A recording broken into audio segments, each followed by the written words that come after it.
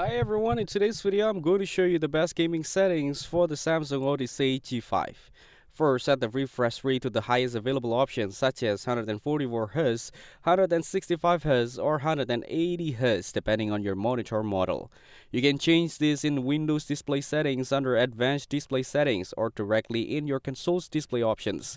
Higher refresh rates make gameplay smoother and reduce motion blur, giving you a competitive advantage in fast-paced games. Next, enable Game Mode in the monitor's Picture Settings menu. Game Mode reduces input lag by bypassing certain image processing effects, making your controls more responsive and precise during gameplay. This is especially useful in first-person shooters or competitive games. Then adjust the response time to faster. This improves pixel transition speed and reduces ghosting and trailing effects. Avoid setting it to fastest unless you test it first, because some games may show motion artifacts at that settings.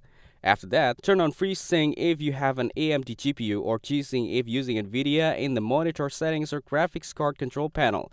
This synchronizes your GPU's frame output with your monitor's refresh rate, reducing screen tearing and stuttering for smoother visuals. Now, set your brightness to around 60 to 75% and contrast between 70 to 80%. These settings ensure bright scenes are vivid while dark areas remain detailed, helping you spot enemies without washing out colors or losing image depth. Next, adjust the black equalizer to a value around 12 to 14. This setting brightens dark areas without affecting the rest of the image, making it easier to see opponents hiding in shadows or dimly lit corners.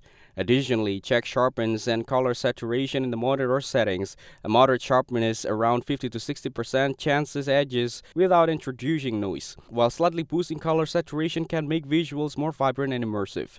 Finally, consider saving these settings as a custom profile on your monitor. This allows you to switch between gaming, movie, or productivity modes easily without having to readjust each time. If this video helped you, make sure to like the video and subscribe to the channel. Thanks for watching and I'll see you in the next video.